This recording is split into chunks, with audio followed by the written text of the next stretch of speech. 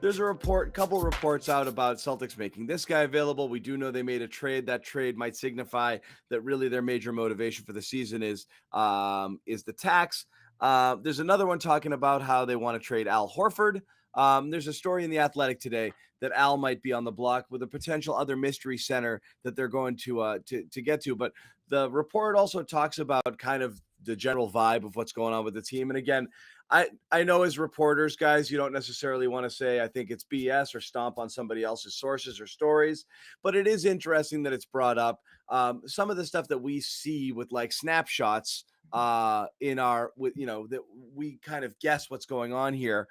One of the reports was one of the issues right now is a lack of responsiveness, is how it was put in the report, to Marcus Smart's approach handling the offense. It really seems like is what that was trying to say, and that was in The Athletic earlier today, and also spoke to friction between how Jaylen and Jason, and how it's kind of created a stale environment here. Not Jaylen, Jason, Jaylen and Marcus. So I don't know how much is, here it is. Lack of responses to approach, though some team sources have commended his growing maturity over the past few years. However, his offensive style has not grown. He's having a poor shooting season, and his penchant for inaccurate flare passes often mitigates his improvements as a playmaker. So in a nutshell, Marcus, the point guard, ain't it.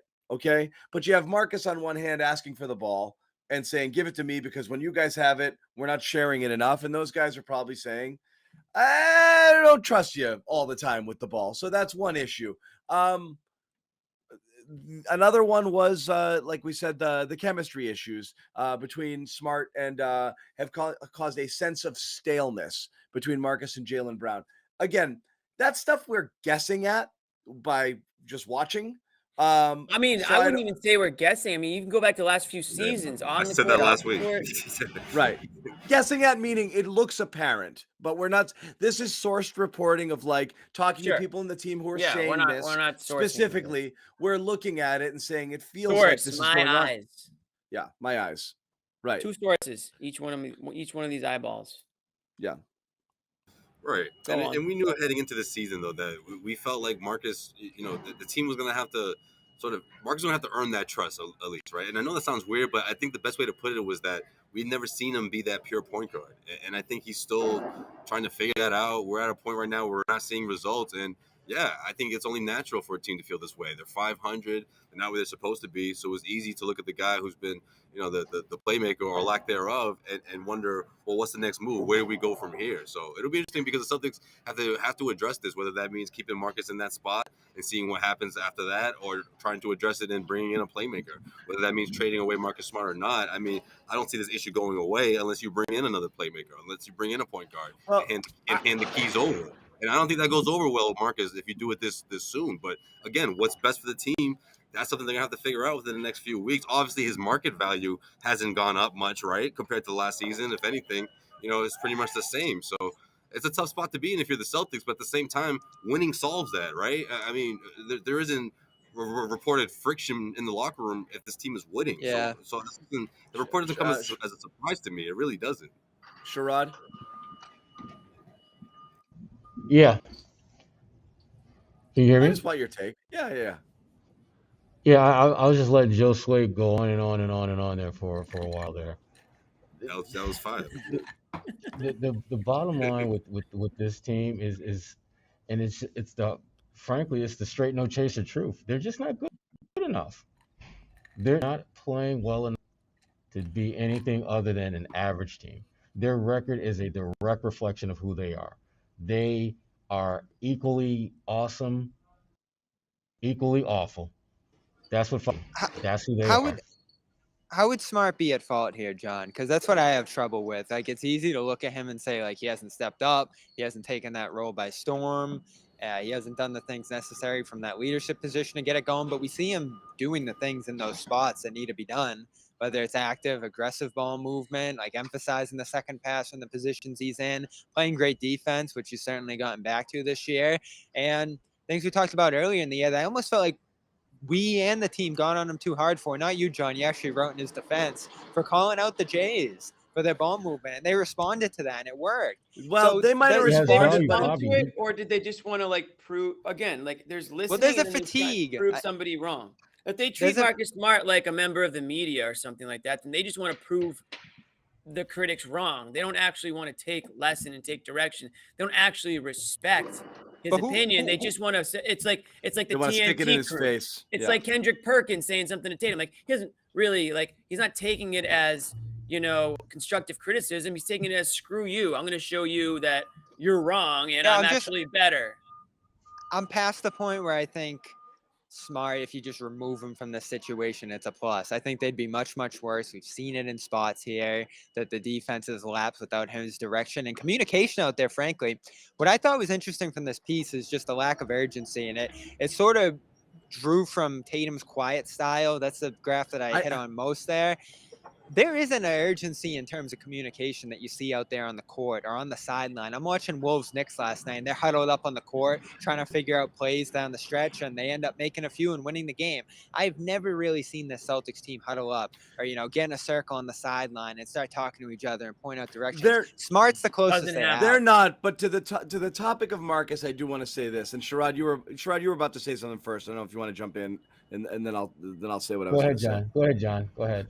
Just the Marcus thing, we were talking about this earlier today. I'm not saying advocating for getting rid of Marcus. What I don't understand, you're going to kill the team, Bobby, or other people for being passive, not taking big swings, being conservative in their approach. Maybe there was an opportunity to make a move last year, and we kind of thought that Marcus might have been on his way out.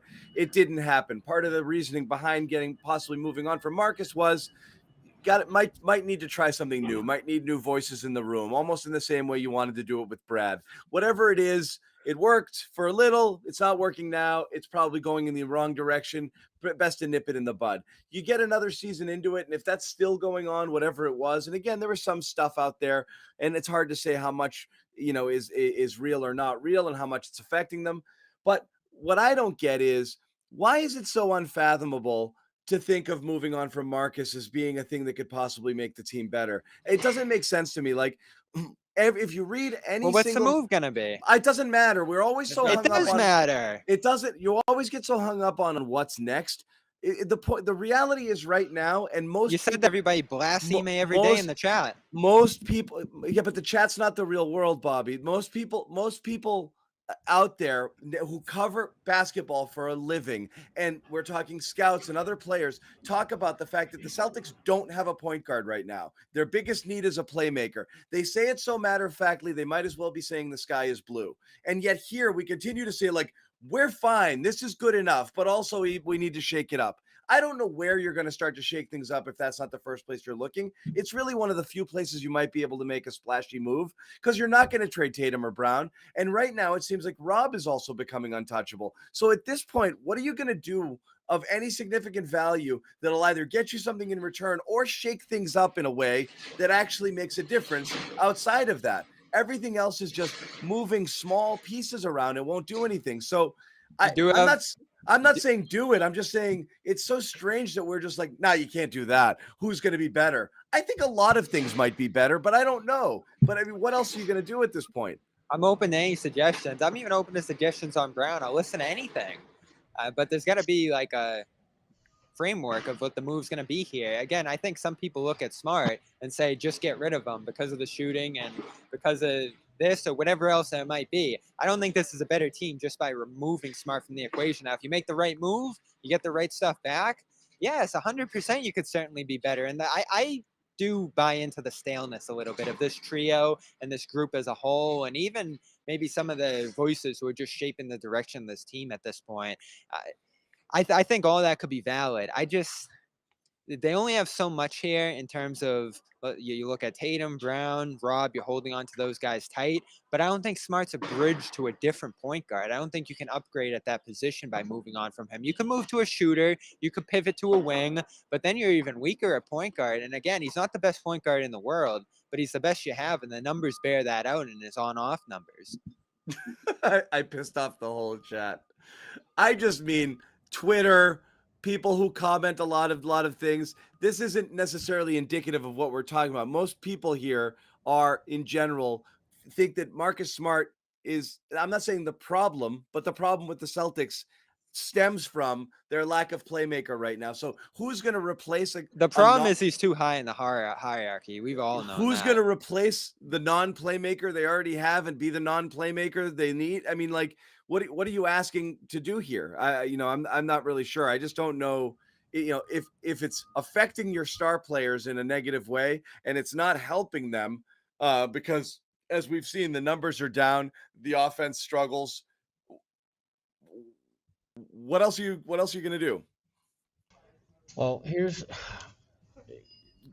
the issue is figuring out what's the pathway to prosperity for the Celtics. And when you start looking at their roster, it has to be a sacrificial lamb in order to move in that direction. Marcus is it. I hate to say it, but That's it. He's that piece. And the reason why, Bobby, is because he's the one piece that I think does have the kind of intangibles that lots of teams could benefit from. It's just that I think the Celtics have tapped into that particular reservoir as much as they can get out of that. And I hate to be like that about it, but if they're at some point they're going to have to upgrade either that backcourt in some way, shape, or form. Because I don't think adding another shooter is going to get it done. I don't think bringing in a pass first point guard is going to get it done. But they have to address that position, and he is your best chip that you can play that can get you something. That's really what this is about. It's not about whether he's a good or bad player, because I think he's a very good player. It can help a lot. But I just think if you're the Celtics and you are in your mind, you have to move on from where you are right now. He's the best chip that you can play to get you something of value. And so any deal with Tatum and Brown, you're giving away the best part of the deal. You're giving away a piece Well, that. what would you? So who dangles this today? Today it comes out that everyone's on the table. So what we talked about, and Sherrod, you talked about it on your I know, but Sherrod, you talked about it on your pod with Gary, and Gary's opinion was he'd be pretty annoyed if the Celtics became sellers here. I'm highly in favor of them becoming sellers for two reasons. One, these guys aren't it, and they're not getting you there. I also don't think that you're going to be that much worse if you do sell off a couple of pieces and play the other guys that you have there. And they're not great, but I just don't think it's going to make that big a difference. If somebody is willing to give you something real for any of these veteran players and throw Al in the mix as well, I think you do it. I think you have to do it. I think you have to have, I think, more of a seller mindset to get some assets that have, to me, higher. You're selling now to buy later. Yeah, and to me, you got to get guys who fall into the category of low risk, high reward type players, like Bobo. He has not done much at all, but he did. He's 7'2", and he's a wing. That in the right situation could be a steal. Now, right now, obviously not. But you have to start lining up your pieces where there's the potential for them to be something significantly greater than what they are now. Because Grant Williams is having a great season. But when you think about his ceiling, I'm not sure he's that far away from hitting it right now. I think he still is going to get better. I think he still has some room to grow, but I don't think there's a ton of room to grow. Whereas you take a guy like Bobo, who's, again, 7'2", can put the ball on the floor. At one point, he was projected to be like a top 10 pick in the draft. That's someone you roll the dice with, because there are very specific skills and talents that they have that in the right situation could be a significant benefit to you. Did you guys ever see Being John Malkovich? No.